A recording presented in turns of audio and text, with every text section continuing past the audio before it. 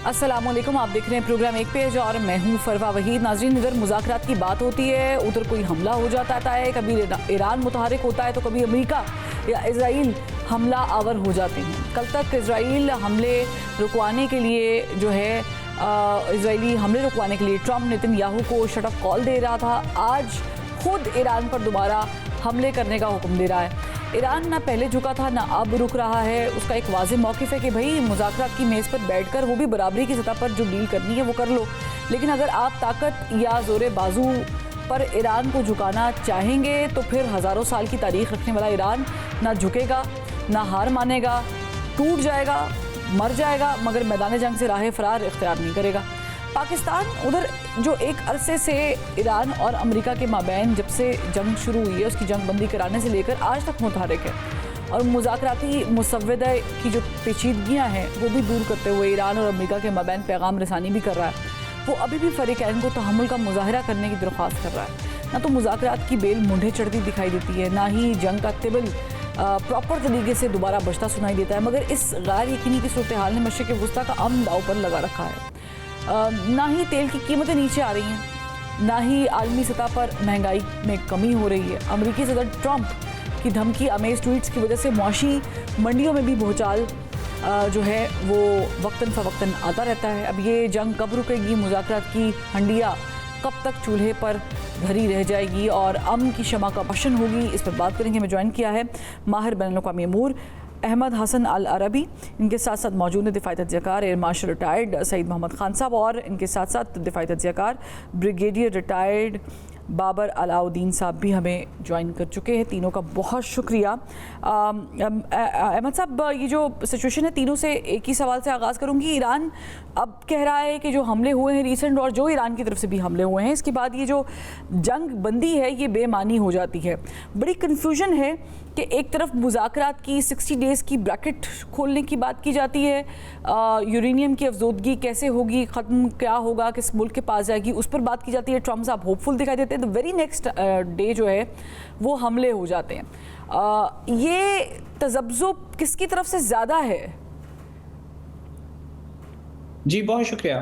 देखें, जहाँ तक ये नेगोशिएशंस की बात है या पीस टॉक की बात है, तो इसमें दोनों जो प्रिंसिपल एक्टर्स हैं जिसमें ईरान और अमेरिका शामिल हैं, इनमें से कोई भी अभी तक जो नेगोशिएशन टेबल है उससे ऑफिशियली पीछे नहीं हटा, या ये हम बात नहीं कर सकते कि नेगोशिएशन जो है वो डेड हो गई हैं। निगोसिएशंस अभी भी कंटिन्यूड हैं। जो अपाची हेलीकॉप्टर पे अटैक और उसके बाद जो एक चेन रिएक्शन हुआ है, उसमें अभी जो एयर स्पेस फोर्सेस मैगजीन है यूएस का, उसके मुताबिक वो ये कह रहे हैं कि जो अमेरिकन पेंटागन के सोर्सेज हैं उनका भी कंसेंसस इस बात के ऊपर है कि ये एक एक्सीडेंटल फायर थी। उसके बाद आप पीट हेग्सेथ की जो ट्वीट है वो देखें तो उन्होंने भी इस तरीके से जो रेटरिक है उसमें थोड़ी आपको एक पैसिवनेस नजर आती है, एक थोड़ी कमी नजर आती है शार्पनेस उसके अंदर, जब उन्होंने कहा we are compelled to respond. और फिर इरानियन फॉरेन मिनिस्टर की तरफ से भी जो ट्वीट आई उसमें भी उन्होंने कहा कि अगर आप हमारी प्रॉक्सिमिटी के करीब रहेंगे तो एक्सीडेंटल फायर भी हो सकता है, एक्सीडेंट भी हो सकता है और क्रॉस फायर के दरमियान में भी आ सकते हैं। सो वो जो शार्प रेटरिक आपको अब से 2 हफ्ते पहले नजर आता था, वो जो शार्प एग्जिट है वो काफी शार्प रेटरिक वो काफी हद तक कम हो चुका है। लेकिन दोनों ममालिक की एक डोमेस्टिक ऑडियंस है जिसको इन्होंने सेटिस्फाई करना है, जिसको इन्होंने अपीज करना है, तो एक हद से ज्यादा ये उस रेटरिक को डोसाइल कर नहीं सकते। लेकिन हैविंग सेड दैट, दोनों ममालिक की जो स्ट्रक्चरल नीड है इस वक्त वो ऑफ रैंप है, दोनों एग्जिट के इंटरेस्ट में है, दोनों के एग्जिट, और दोनों इस बात को मानते हैं। इस वजह से मुझे ऐसा लगता है कि थोड़ा सा हिकअप है, एक स्पीड ब्रेकर है, लेकिन अभी जो नेगोशिएशन या पीस प्रोसेस है वो कंटिन्यू। ठीक है, यानी आप कह रहे हैं जो ये हिकअप्स बीच में आ रहे हैं उस पे उसको सबूतास नहीं कर रहे हैं एयर मार्शल साहब, बकौल अहमद हसन साहब के जो पीस टॉक्स चल रही हैं बिहाइंड द कर्टन वो अभी भी कंटिन्यूड हैं और पाकिस्तान उसमें पैगाम रसानी का जो किरदार है वो अदा भी कर रहा है। उससे पहले मैं इस पे सवाल करना चाहती हूँ, बट कन्फ्यूजन यहाँ पर डेवलप हो जाती है कि जब हम ईरान की तरफ से भी थोड़ी सी लचक का मुजाहरा जहाँ पे देखते हैं, फिर अगले दिन ऐसा कोई बयान आ जाता है। क्या ये मुमकिन है?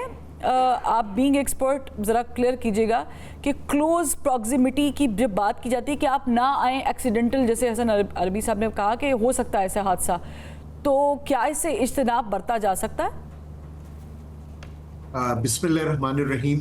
फरवा, पहले तो आपका शुक्रिया कि आपने आज अपने प्रोग्राम में दोबारा इनवाइट किया, और मेरी तरफ से मेरे साथ जो दो को पार्टिसिपेंट्स हैं उनको भी अस्सलाम वालेकुम। वालेकुम अस्सलाम। देखिए, मैं अहमद साहब की बात से टोटली एग्री करता हूँ। मेरे ख्याल में अमेरिका और ईरान दोनों जो हैं वो एक कैच 22 सिचुएशन में फंस चुके हैं। दोनों जो हैं इस वक्त एक वॉर ऑफ ईगोज भी हो रही है और वॉर ऑफ परसेप्शंस भी हो रही है। मिलिट्री वॉर प्रैक्टिकली एक तरीके से खत्म हो चुकी है। अब एक्चुअली ये हो रहा है कि वॉर को किस नोट के ऊपर एंड किया जाएगा, और उस एंड से दोनों जो पार्टिसिपेंट्स हैं वो किस तरह पॉलिटिकल फवायद हासिल कर सकते हैं। सो ये जो मेरे ख्याल में ये बहाना बनाया गया है अपेचे हेलीकॉप्टर का टू अटैक ईरान, और जब नेगोशिएशंस हो रही हैं, ये पता है कि नेगोशिएशंस करीब यानी कि कंप्लीशन के करीब हैं, लेकिन दुनिया में एक इंप्रेशन बनाया जाए कि अमेरिका ने एक स्ट्रॉन्ग पोजीशन से इस एग्रीमेंट के ऊपर यस कहा है।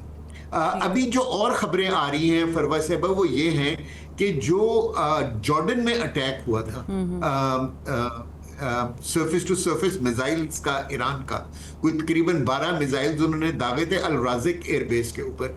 सुना है कि वहां जो है क्या कहते हैं बहुत ज्यादा नुकसान हुआ है, लेकिन वो नुकसान ऐसा है कि जिसको अभी तक अमेरिका ने ओन अप नहीं किया है, और इसीलिए अपेचे हेलीकॉप्टर का एक बहाना बनाया गया है। सो यस, मैं अहमद साहब की इस बात से एग्री करता हूं कि नेगोशिएशंस चल रही हैं, लेकिन जब तक दोनों कंट्रीज जो हैं वो यानी कि पब्लिक स्टेटमेंट्स देना बंद नहीं करेंगी, ये मुआहदा होना बहुत मुश्किल है।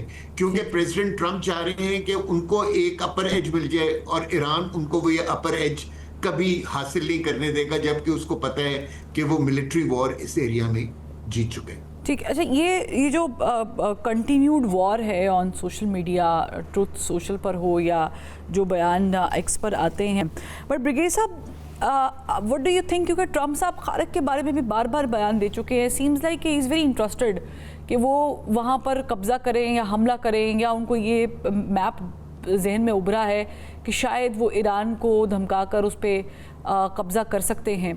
ये आपको इसकी पॉसिबिलिटी किस हद तक दिखाई देती है? और ये जो दोबारा हमले बीच में हुए हैं, इससे पहले भी हुए, उससे पहले भी हुए, ये ऐसे ही चलता रहेगा जब तक कोई रिटन अग्रीमेंट नहीं होता, या थम भी सकता है? बहुत शुक्रिया आपका। बड़ा एक इम्पोर्टेंट ये तो टॉपिक अभी 4 महीने से चल ही रहा है। मैं इस बात से बिल्कुल इत्तेफाक करता हूँ कि ये ऐसे ही चलना है और ऐसे ही बयानात के साथ ये एग्रीमेंट भी होना है, क्योंकि दोनों साइड से जंग नहीं चाहती। और मैं अपने ख्याल के मुताबिक ये समझता हूँ कि मिलिटरीली वैसे ईरान कभी भी नहीं जीत सकता।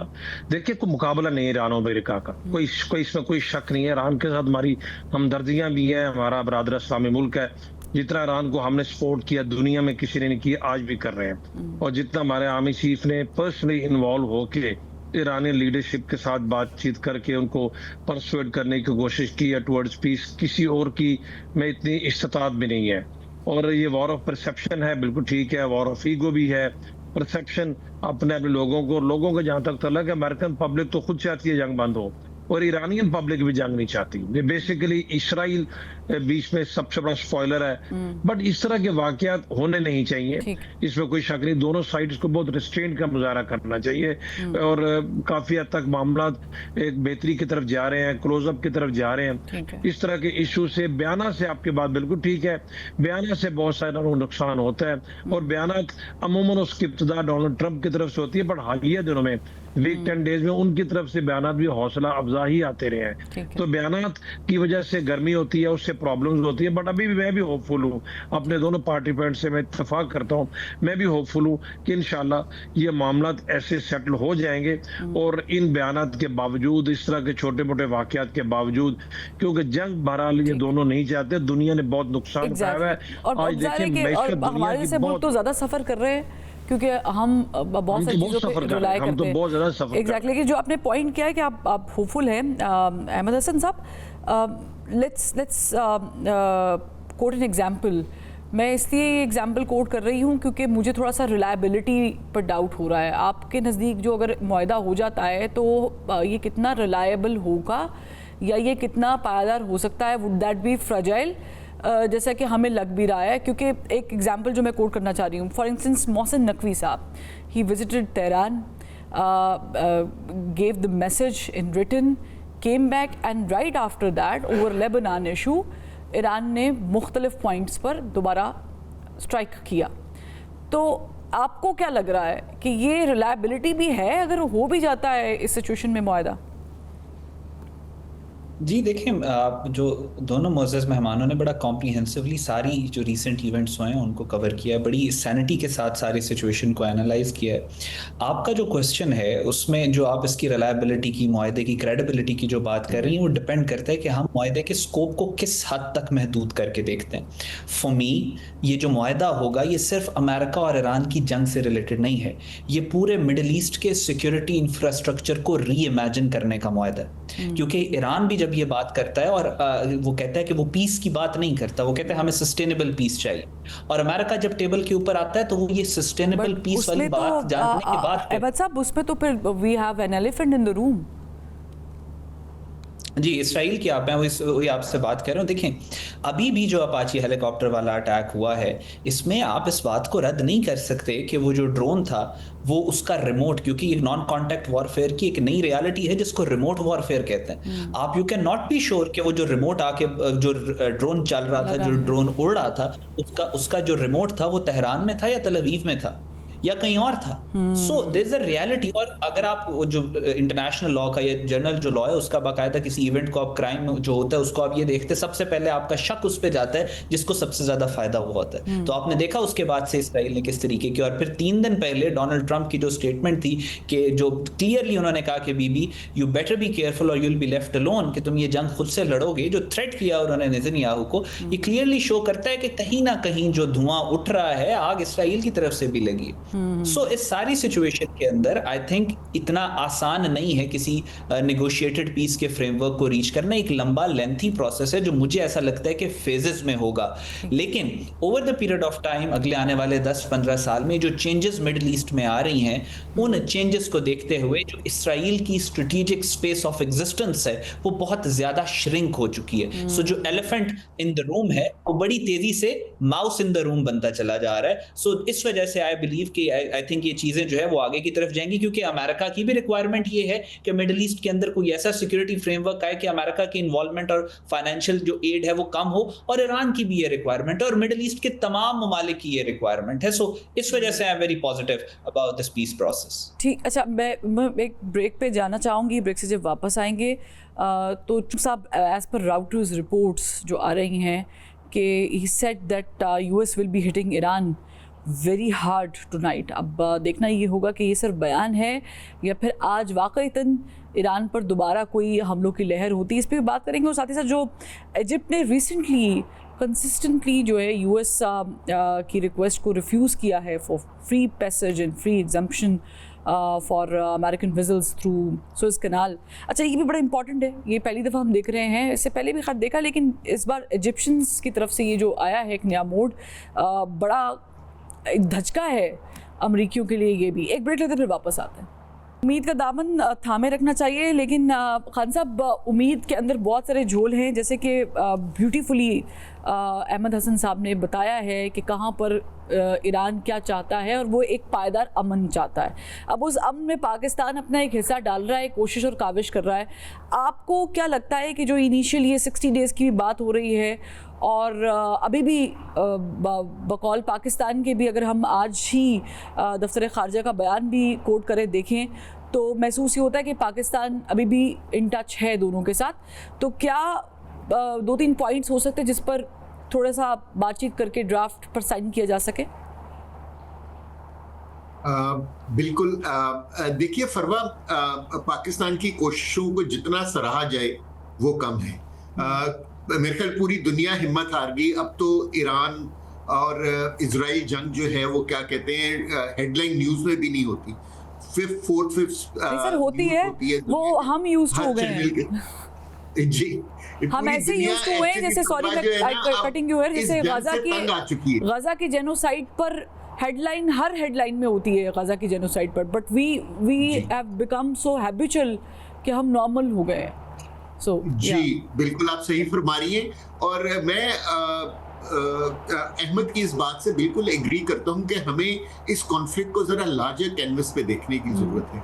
देखिए मेरे ख्याल में ये जंग कभी भी अमेरिका और ईरान की जंग नहीं थी, ये एक्चुअली इजराइल और ईरान की जंग थी और इजराइल भी जंग ईरान से इसलिए करना चाहता था कि जो उसका ग्रेटर इजराइल प्लान था उसकी एग्जीक्यूशन में ईरान वो वाहिद मुस्लिम कंट्री थी जो खड़ी हुई थी और वो चाहता था कि अगर वो ईरान वीक हो जाता है या ईरान को हम वहाँ एक रिजीम चेंज कर लेते हैं तो उनके लिए बहुत आसान होता कि वो इस गल्फ को दोबारा डीमार्केट कर सकते थे और ग्रेटर इजराइल प्लान की एग्जीक्यूशन कर सकते थे। लेकिन जब उनको गल्फ में और ईरान में कुछ हासिल नहीं हुआ तो मेरे ख्याल में हम ये जो कंफ्यूजन देख रहे हैं इसमें एक बहुत बड़ा एलिमेंट ये है मेरे नजदीक के इजराइल को टाइम दिया जा रहा है कि आप जो है क्या कहते हैं कुछ गेन्स हासिल कर सकें इस कॉन्फ्लिक्ट से। यहाँ एक थिएटर में तो आपको गेन नहीं मिल रहा तो आप दूसरे थिएटर में गेन हासिल कर लें और वो जो दूसरा थिएटर है वो है लेबनान का। और अगर आप यही देखें कि पिछले एक हफ्ते में वो लतानी रिवर को क्रॉस करके almost two the south of Beirut पहुंच चुके हैं और उन्होंने तकरीबन 25 से 30% ऑफ लेबनान पे कब्जा एक तरीके से इजराइल का हो चुका है। सो अगर अक्टूबर में president prime minister Netanyahu elections में जाते हैं तो वो ये कह सकते हैं कि जी के इस जंग के नतीजे में हमने इतना इलाका हासिल कर लिया है। लेकिन ये भी बिल्कुल सही है कि अमेरिका और ईरान अब इस क्लोजर चाहते हैं इस जंग का। सो मेरे ख्याल में जो स्टेप बाय स्टेप चीजें चलेंगी एग्रीड पहले लेटर ऑफ इंटेंट या एमओयू साइन होगा और उसके तहत जो है क्या कहते हैं लेबनान का जिक्र किया है कि लेबनान दूसरा थिएटर है उस पे ब्रिगेड साहब क्विकली बताइएगा कि लेबनान ने तो वैसे उनके प्रेसिडेंट ने रिफ्यूज कर दिया है to meet Netanyahu until the war ends 2 दिन पहले की खबर है, लेकिन उसके बाद जो उनका इंटरव्यू आया उसमें उन्होंने ये भी ईरान को कहा इट्स नॉट योर कंट्री। देखिए जी जहाँ तक लेबनान के प्रेसिडेंट का ताल्लुक है मुझे इस पे भी एतराज होता है। लेबनान में कोई प्रेसिडेंशियल फॉर्म ऑफ गवर्नमेंट नहीं है, लेबनान में पार्लिमानी फॉर्म ऑफ गवर्नमेंट है, वहाँ के प्राइम मिनिस्टर है वहाँ का। लेकिन इशू ये है क्योंकि प्रेसिडेंट कॉन्स्टिट्यूशन के मुताबिक क्रिश्चियन होता है, प्राइम मिनिस्टर सुन्नी मुसलमान होता है और स्पीकर ऑफ द पार्लियामेंट शिया मुसलमान होता है। तो वहाँ पर वो बातचीत करते हैं लेबनान के प्रेसिडेंट से, लेबनान के प्राइम मिनिस्टर से बातें करते, वहाँ की जो हायरार्की है उसके बातें करते। तो बात सारी इट्स नॉट देयर कंट्री, तो उसको ये भी कहना चाहिए इस्राइल को कि this is certainly not your country also. जो मुल्क आपके मुल्क के 20-25% हिस्से पर कब्जा करके बैठा हुआ है और आपके उसके शहरों की उसने तबाही कर दी है, उसके मुताबिक तो कुछ कहना चाहिए। लेबनान के तो अपने भी बहुत सारे इश्यूज हैं, हम सब जानते हैं। और इस पूरी की पूरी जंग में जो ईरान ये लेबनान को इस जंग का मिडल ईस्ट के कॉन्फ्लिक्ट में उसको अटैच करता है, बिल्कुल ठीक करता है। क्योंकि बात ये ऐसी नहीं है कि आप सिर्फ इशू वहां पर ईरान और इसराइल की जंग का तो इशू नहीं है ना, मिडल ईस्ट तो बहुत बड़ा एरिया है, गल्फ एक बहुत बड़ा एरिया है। और मैं बिल्कुल इत्तेफाक करता हूं कि ये जंग एक्चुअली इसराइल और ईरान की जंग है। जब नेतन्याहू को डोनाल्ड ट्रंप ने कहा है कि अगर आप ये हमले बंद नहीं करेंगे तो फिर अपनी जंग आप खुद लड़ेंगे, एक दिन नहीं लड़ सकता इसराइल अमेरिका के बगैर, ईरानी ने उनको सॉर्ट आउट करके रख देंगे, लास्ट ईयर हमने देखा। तो इसलिए इसराइल तो कुछ भी नहीं है। इसराइल बावजूद इसके कि ईरानी एयरफोर्स नहीं है, जो उनका ग्राउंड फ्रंट सिस्टम उस तरीके से नहीं है, लेकिन इसराइली इतने खौफजदा ईरान से हम सब जानते हैं। तो अमेरिका को दुनिया में एम्बेरस करके इस स्टेज तक लेके आने वाला तो नेतन्याहू है ना जी। अभी वहां पर इलेक्शन बिल्कुल हो रहे हैं और ये भी हमें पता है कि नेतन्याहू की कोalition गवर्नमेंट है।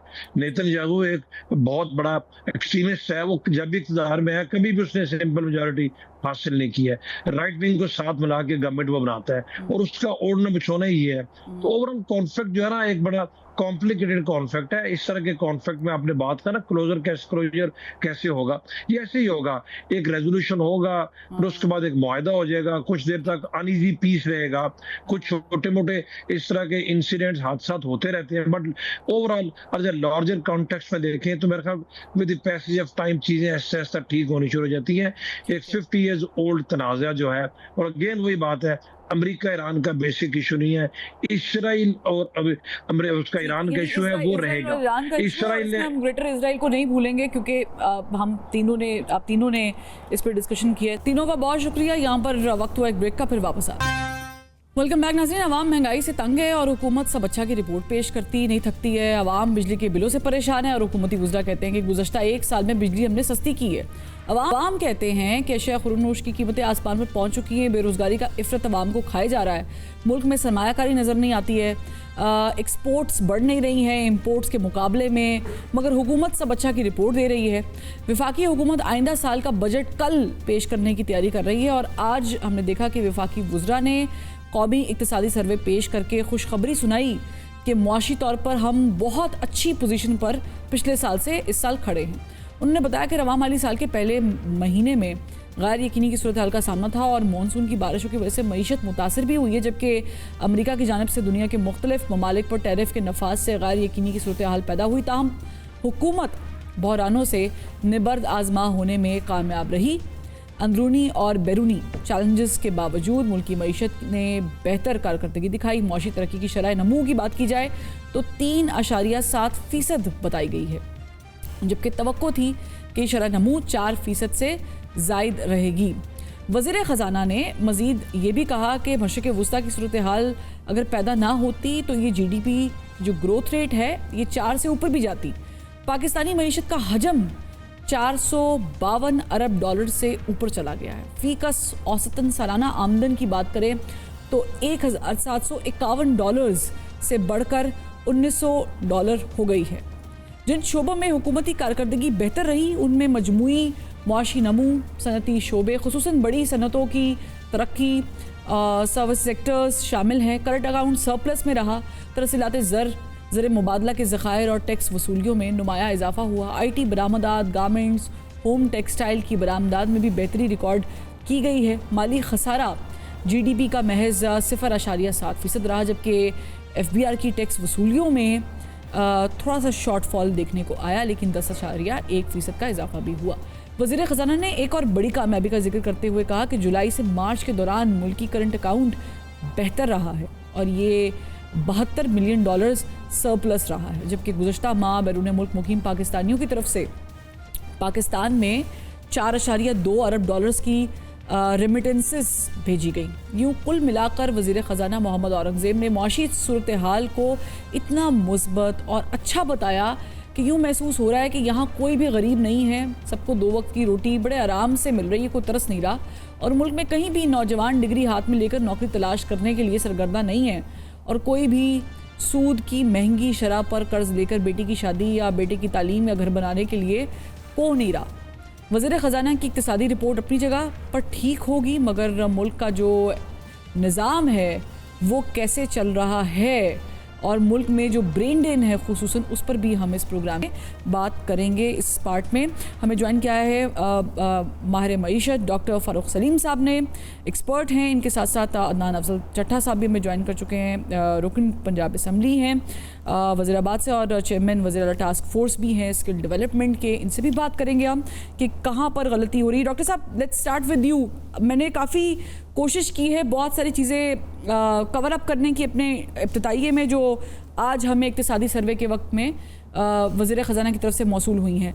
आप मुझे बताइएगा कि आपको कहाँ क्या क्या लगा जब आप वो पूरी प्रेस कॉन्फ्रेंस सुन रहे थे, और GDP की शरह से आप मुतमईन हैं जितनी बताई गई 3.7 पिछले साल के निस्बत? ये इकोनॉमिक सर्वे का मकसद ये है कि पिछले साल की जो मईशत है उसका एक एक्सरे लेके अवाम के सामने रखना।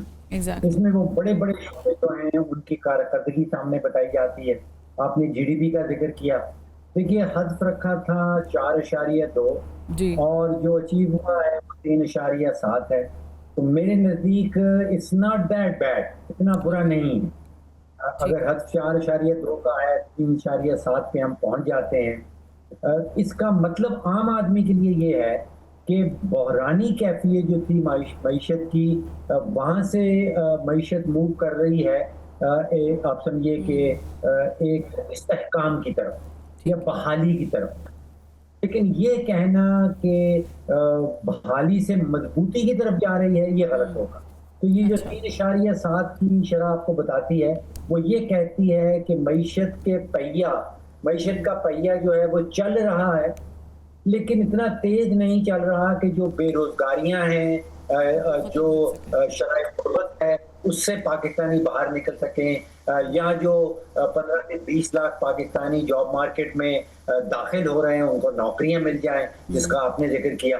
तो 3.7 इज ओके, लेकिन इसका मतलब ये नहीं है कि नई नौकरियां सामने आ जाएंगी, और जो अभी जो शराय गुर्बत है या गुर्बत की शरह से नीचे लोग रह रहे हैं, वो एक्चुअली बड़ी संगीन है। वो खुद से इकोनॉमिक सर्वे बता रहा है कि तकरीबन 30% पाकिस्तान की आबादी, जिसका मतलब ये है कि अगर आपको 3 पाकिस्तानी कहीं नजर आते हैं तो उसमें से एक जो है बेचारा वो शराय गुर्बत से नीचे रह रहा है। तो ये 3.7 की फिगर जो है ये उस शख्स को शराय गुर्बत से ऊपर नहीं ला पाएगी। तो ग्रोथ हो रही है, लेकिन इट्स नॉट इनफ। ठीक है। और अच्छा, ये तो हमने आपने 30% का जो ग्लोबल इंडेक्स है वो तो शायद इससे भी ज़्यादा बताता है। जो अंडर पॉवर्टी हम रह रहे हैं लोग, 45 गालिबन 46% के बारे में बताता है। अच्छा, मैं क्विकली एक और सवाल करना चाहूँगी, मैं चड्ढा साहब की तरफ जाती हूँ। डॉक्टर साहब, ये जो GDP है, आपने कहा कि इट्स नॉट दैट बैड, और फिर आपने साथ जिक्र किया कि हमारे नौजवान डिग्रियाँ लेकर, और मैंने भी अपने पिताई में बताया कि फिर रहे हैं। अगर ये टारगेट रखा गया था तो क्या आपको लगता है सोनली ईरान इजराइल कॉन्फ्लिक्ट ही था, अमेरिका कॉन्फ्लिक्ट ही था जिसकी वजह से हम अचीव नहीं कर पाए, या कुछ और भी मुहर्रिकात थे कि हम we could have done that but we didn't? Alas, देखिए, पाकिस्तान की मईशत तो जंग से पहले भी कमजोर थी। हाँ जी। अब हुकूमत में आता है कि देखिए जो वहाँ पे जंग शुरू हो गई। एक दूसरा बहाना जो हमेशा इस्तेमाल किया जाता है वो IMF के हवाले से है कि जी IMF हमें ये मना करती है, IMF ये हमारे पे हद लगा देती है। ये नहीं बताया जाता कि 2,500 अरब रुपए का हमने बिजली के शोबे में नुकसान कर दिया है। तो ये तो IMF के कहने से नहीं हुआ। IMF हमें ये भी नहीं कहती है कि आप 117 के करीब जो पब्लिक सेक्टर एंटरप्राइजेज आ रहे हैं 6,000 अरब रुपए का नुकसान कर दिया है, ये IMF के कहने पे तो नहीं किया था। जो गैस का सेक्टर है उसमें तो अब 3,500 रुपए का गर्दिशी करता है, ये भी कोई IMF के कहने पे नहीं हुआ। अब आप सोचिए कि जो हमारा कार पूल है विफाकी हुकूमत का, उसमें 85,000 और 500 कारें रखी हैं उन्होंने, ये IMF के कहने तो नहीं रखी। अब मैं मुकाबला इसलिए आपके सामने रख रहा हूँ कि हमारे कार पूल में, विफाकी हुकूमत के कार पूल में 85,500 कारें हैं, और वो एक साहब हैं, उन्होंने बरतानिया की हुकूमत से ये पूछा था कि आपके कारपुल में कितनी कारें हैं, तो वहां से जवाब आया 86। तो हमारे यहाँ 85,500 हैं, और वो हिज मैजेस्टीज गवर्नमेंट जिसको बरतानिया की हुकूमत कहते हैं, उनके पास 86 कारें हैं। तो ये IMF के कहने पे जो अल्ले तलल्ले हैं वो तो ज़ाहिर है कि IMF ने हमें नहीं कहा ना कि आप इतनी प्रोटोकॉल्स की गाड़ियाँ चलाएं और इस्तेमाल करें और फिर जहाज़ भी ख़रीदें। अच्छा, बड़ी अच्छी आपने वैसे बात की। इसमें एक चीज़ डॉक्टर साहब ने डिस्कस की चढ़ा साहब, वो ये है कि नौजवान हमारी नस्ल के, क्योंकि पाकिस्तान जो है वो वन ऑफ द मोस्ट क्या कहते हैं कि टॉप रेटेड कंट्रीज़ जहाँ पर यूथ का जो रेशो है अल्हम्दुलिल्लाह वो बहुत ज़्यादा 64% if I am not mistaken. But हमने देखा है कि over the period of time, अगर हम 2025 की बात करें तो गालिबन 8 लाख पाकिस्तानी जो हैं वो मुल्क छोड़ के जाते हैं। उसमें बहुत सारी जो तादाद है वो स्किल्ड पाकिस्तानियों की होती है। We call it brain drain. ज़ाहिर है कि आप तो इसे ब्रेन ड्रेन नहीं बोलेंगे, वो I am sure about it. ये लॉस में है मुल्क जाता है, या आप इससे प्रॉफिट गेन करते because you call it remittances आ रहे हैं? देखें फिर बात, there are 2 angles of seeing everything. हर चीज़ को देखने के 2 रुख हैं। आप ये कहती हैं कि जी पाकिस्तान से 8 लाख बंदे बाहर गए हैं तो ब्रेन ड्रेन हो गया। अब हमारे साथ इंडिया की इकॉनमी कितनी बड़ी है, 8 टाइम्स दुनिया का पहला पॉपुलेशन कंट्री है, और उसमें आप देखें कि उनकी जो रेमिटेंसेस हैं $120 बिलियन प्लस हैं, और दुनिया का कौन सा कोना है अगर आप उनकी फिगर निकाल के देखेंगे तो इंडिया में तो पाकिस्तान से 3 गुना ज़्यादा लोग बाहर जा रहे हैं। इतनी बड़ी इकॉनमी होने के बावजूद पाकिस्तान उन दुनिया के 4-5 मुल्कों में से है जिनमें रेमिटेंसेस जो हैं they play the major role in our GDP। हमारी $40 बिलियन जो एक्सपोर्ट है, तो मैन पावर रेमिटेंसेस हमें आती हैं वो $40 बिलियन हैं। तो हम दुनिया के उन चंद एक मुल्कों में हैं जहाँ पे पॉपुलेशन ग्रोथ पॉजिटिव है। तो हम क्या चाहते हैं, हम चाहते हैं कि पंजाब की हद तक मैं बात करूँगा, प्राइम मिनिस्टर का भी ये विजन है, लेकिन स्पेशली चीफ मिनिस्टर साहबा ने 2026 को यूथ का साल करार दिया है। और जो इकनॉमिक ट्रांसफॉर्मेशन विजन है चीफ मिनिस्टर पंजाब का, जिसमें 5 डिपार्टमेंट जो हैं they will play the key role, उसमें skills development, tourism, industry, technology और एग्रीकल्चर है। अब इन सब में स्किल्स डेवलपमेंट का जो है एक मेजर हिस्सा है। अब हमारे पास आप जब आबादी की आप फर्दर सेग्रीगेशन करती हैं तो 150 मिलियन के करीब हमारी आबादी है, जिसमें आपने खुद कहा कि 64-65% are below the age of 30। अब उसमें भी 10 मिलियन बच्चे ऐसे हैं जो कभी मैट्रिक तक नहीं पहुंचते या कभी स्कूल ही नहीं गए, और उसके बाद 5 लाख से 6 लाख बच्चे होते हैं जो ग्रेजुएट हो जाते हैं, जो हमारे डिग्रीज कर लेते हैं, जिसमें सिर्फ 10 से 15% बच्चे एम्प्लॉयबल होते हैं। लेकिन जब हम इस जीडीपी के साथ इसको कंपेयर करते हैं तो क्या हम ये कह सकते हैं कि हमने इस साल नौकरियां प्रोवाइड की, जब हमें औरंगजेब साहब बता रहे हैं कि वी इन बेटर पोजीशन? आपको मैं बताता हूँ कि पिछले 2 साल में जब से चीफ मिनिस्टर वज़ीर आला बनी है, फरवरी 2024 से लेके अब तक हमने जो टेक्निकल एंड वोकेशनल एजुकेशन और स्किल्स डेवलपमेंट की, मैं ज़ाहिर I represent Punjab, I talk about Punjab, इसमें हमने 3 लाख से ज़्यादा बच्चे ट्रेन किए।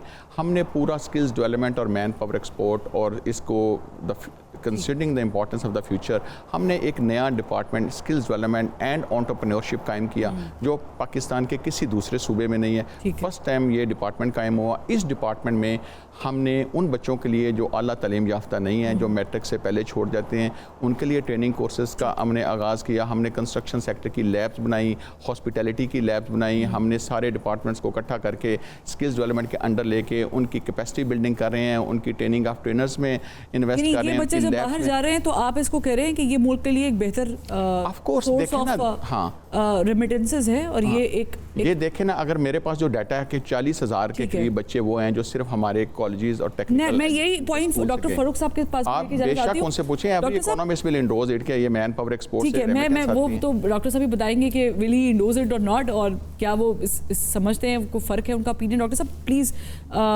इस पर रोशनी भी डालिएगा, और साथ ये बताइएगा कि अगर इतना ज़्यादा हम स्किल डेवलपमेंट पे काम करके अपने बच्चों को बाहर भेज रहे हैं, अपनी यूथ को, तो सिर्फ रेमिटेंसेस पर तो इन्हिसार नहीं करती हमारी इकोनॉमी। देखिए, मैं ये समझता हूँ कि जो हमारा ह्यूमन कैपिटल है उसको हम एक एक्सपोर्ट की इंडस्ट्री बना सकते हैं। ठीक। पाकिस्तान के 24 करोड़ आवाम जो है, हम लोग पाकिस्तान में रह के 32-33 अरब डॉलर से ज्यादा की एक्सपोर्ट नहीं कर पाते। और पिछले महीने जो आदादोशुमार सामने आए हैं उसमें जो बैरून मुल्क पाकिस्तानी रहते हैं उन्होंने सारे तारीखी रिकॉर्ड तोड़ दिए। कोई 4.3 अरब रुपया, अरब डॉलर सिर्फ एक ही महीने के अंदर, मई के महीने में भेजा गया। जी जी, ये जो टेक्निक है या ये जो हिकमत अमली है कि पाकिस्तान के अंदर स्किल्स डेवलप की जाए और फिर इनको मैच किया जाए उन स्किल्स के साथ जो रिक्वायर्ड हैं, चाहे वो जर्मनी में हो, चाहे वो मशरक़ वस्ता में हो, चाहे वो और मुल्कों में हो। मैं इसको ज़ाती तौर पे ब्रेन ड्रेन नहीं समझता हूँ। ठीक है, मैं इसको अपना एक्सपोर्ट समझता हूँ। जैसे आप चावल एक्सपोर्ट करते हैं, आप गारमेंट एक्सपोर्ट करते हैं, कपड़ा एक्सपोर्ट करते हैं, और उसके इव्ज़ हमें जो है वो रेमिटेंसेस वो वापस आती हैं। तो यहाँ पे बहुत सारे ममालिक ऐसे हैं, खासतौर पे फिलीपींस में अब तो उन्होंने ऐप्स डेवलप कर ली, और वो ऐप्स लिंक है उन ममालिक के साथ जिनको कि वो स्किल्स चाहिए। तो वो ऐप जो है वो बैठ के स्किल जो प्रोड्यूस हो रहे हैं अब आपके मुल्क के, और जो स्किल्स चाहिए बैरूनी ममालिक में, उन दोनों को मैच किया जाता है, ताकि हम वो उसी लेबर जो है उनको स्किल दें पाकिस्तान के अंदर जो रिक्वायर्ड है बैरूनी ममालिक में। मैं समझता हूँ कि टेक्नोलॉजी की बुनियाद को, टेक्नोलॉजी से हेल्प लेके हम इस एक्सपोर्ट को और मजीद बढ़ा सकते हैं। ठीक है, यानी कि आप भी इसको ब्रेन गेन समझते हैं। मैं चट्टा साहब की तरफ फिर यही पॉइंट लेके जाती हूँ। चले, उन्होंने तो आपको इंडोर्स कर दिया है, थोड़ा सा मेरा मौक़िफ़ इससे फ़र्क हो सकता है, लेकिन ये जो हम फ्रीलांसिंग की बात करते हैं, आईटी के शोबे की बात करते हैं, जिस पे अभी रिसेंटली वज़ीर-ए-आज़म ने चीन का दौरा किया, बहुत सारे business man went there along with him, ताकि कोई आईटी के शोबे पर भी बात की जा सके। मिनिस्टर साहिबा भी गई थी। इस पे आप लोग कितना काम कर रहे हैं, और ये मुल्क में हमारी इस वक्त जो जीडीपी की कंडीशन है इसमें क्या किरदार अदा कर सकते हैं? मैं पहले डॉक्टर साहब वाली बात इंडोर्स करूँगा कि हम पंजाब में एक पूरा स्किल इकोसिस्टम जो है ना वो डेवलप करने जा रहे हैं। हमारी जो स्किल्स, अब इस साल में अल्हम्दुलिल्लाह जो पंजाब जो आबादी के हिसाब से सबसे ज़्यादा कंट्रीब्यूट सबसे ज़्यादा कंट्रीब्यूट करता है, 60% of the population of Pakistan है। इसमें इकोनॉमिक ट्रांसफॉर्मेशन में सीएम पंजाब ने 93 बिलियन रुपीस एलोकेट किए हैं। इसमें हमारा पूरा स्किल इकोसिस्टम बनेगा। क्या होगा कि जितने हमारे जो ट्रेड्स हैं जो हमने चूज़ किए हैं वो होंगे, जैसे डॉक्टर साहब कह रहे हैं, जिनकी इंटरनेशनल डिमांड है या लोकल हमारी इंडस्ट्री के साथ अलाइनमेंट होगी, पहला स्टेप। दूसरा स्टेप ये होगा जो हमारी स्किल्स सर्टिफिकेशन होगी, every single skill certification will be endorsed by an international partner. एक पॉइंट मेरे ज़हन में उभरा है, वो ये है कि इंटरनेशनल इन्वेस्टमेंट लेकर आना मुल्क में। जब मैं बात कर रहा हूँ कि याहू के ऑफिस होंगे या माइक्रोसॉफ्ट के ऑफिस होंगे, मुझे आप 2-3 मिनट्स दें, I will come on that point as well. तो जो स्किल इकोसिस्टम है ये आप देखें, एक ट्रेनिंग इंटरनेशनल डिमांड के साथ भी अलाइन होगी, अपनी इंडस्ट्री की एफिशिएंसी को इंक्रीज़ करने के लिए भी हमारी अलाइनमेंट होगी। सर्टिफिकेशन हमारी इंटरनेशनल जितने हमारे डिप्लोमास थे उनमें हम यूरोपियन क्वालिफिकेशन फ्रेमवर्क इंट्रोड्यूस करवाने जा रहे हैं। हर ट्रेड का जो सर्टिफिकेट होगा वो इंडोर्स होगा एक इंटरनेशनल बॉडी से। जब इनकी ड्यूली स्किल्ड वेरिफिकेशन हो जाएंगी, फिर जैसे डॉक्टर साहब ने कहा, हम जो जर्मनी का एक एम्प्लॉयमेंट पोर्टल है सर्टिफाइड, टीम मिलर इसके CEO हैं, इंडिया इनके ज़रिए काम कर रहा है, बहुत सारा मैन पावर एक्सपोर्ट करते हैं। हमारे हर बच्चे का प्रोफाइल सर्टिफाइड एम्प्लॉयमेंट पोर्टल पर चला जाएगा और वो जैसे डॉक्टर साहब कह रहे हैं स्किल मैचिंग हो जाएगी। बेशुमार जो मिलियंस ऑफ ओवरसीज एम्प्लॉयर होंगे उनके साथ हमारे बच्चों की वेरीफाइड स्किल मैच हो जाएगी और उसके भी 14 यूरो हर कैंडिडेट के गवर्नमेंट ऑफ पंजाब पे करेगी। उसके बाद अगर वो बच्चे जो गरीब हैं जिन्होंने स्किल ले ली है but they don't have the resources to go abroad, हम उनको प्रवास कार्ड के जरिए वो रिसोर्सेज देंगे कि उनकी टिकट, उनके OEP का खर्चा, उनका मेडिकल, वो सारा हम उनको एक कर्ज़े हंसना दें, वो वहाँ जाएं, अपनी जॉब शुरू करें और उसके बाद 1 साल के बाद वो पैसे वापस करें। इसके बाद मैं आपको बताता हूँ जो आप सर्विसेज एक्सपोर्ट कह रही हैं, सर्विसेज एक्सपोर्ट में हमें बहुत ज़्यादा काम करना है। AI is changing the international employment market. हर एक इंडस्ट्री की जो प्रोडक्टिविटी है वो चेंज हो रही है। AI एजेंट्स आ रहे हैं, AI एजेंट्स डाटा इंटरप्रेट कर रहे हैं, डिसीजन मेकिंग कर रहे हैं, एग्जीक्यूशन कर रहे हैं, पॉलिसी मेकिंग कर रहे हैं। तो हमें AI में बहुत इन्वेस्ट करना है। यानी हम एजेंट अगर इसको देखें तो आप ज़ाहिर कि अच्छा काम तो कर रहे हैं, लेकिन फारूक साहब ने भी इस पर बड़ी अच्छी रोशनी डाली, लेकिन we still need to work on lot of things. Thank you so much Tata साहब for coming to the studios and talking about such a brilliant topic. We need to talk more about it. Doctor साहब को भी ज़हमत देंगे इस पर। Doctor साहब बहुत शुक्रिया। डॉक्टर फ़ारूक सलीम साहब हमारे साथ मौजूद थे। इजाज़त दीजिए, फिर मुलाकात करते हैं। अल्लाह हाफ़िज़।